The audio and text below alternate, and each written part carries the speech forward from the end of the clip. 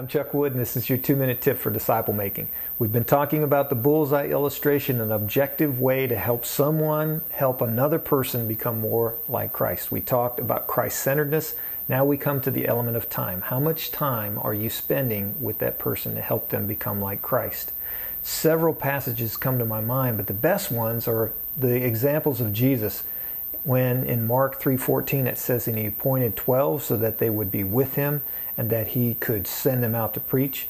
And then later on in Mark 4:34, it says, and he did not speak to them without a parable, but he was explaining everything privately to his own disciples. And in Matthew 20:17, it says, as Jesus was about to go up to Jerusalem, he took the 12 disciples aside by themselves.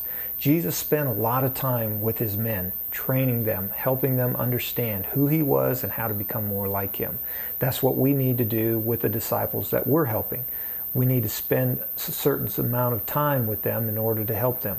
So what I do is we sit down and we look at the bullseye illustration as I'm helping them help someone else. I ask them, how much time have you spent with Joe?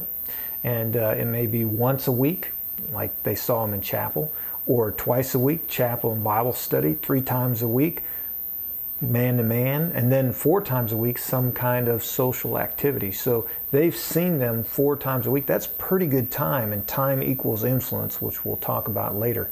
But that's great time, and 4 times a week seems to be the magic number where we're having significant impact in a person's life. That's the bullseye.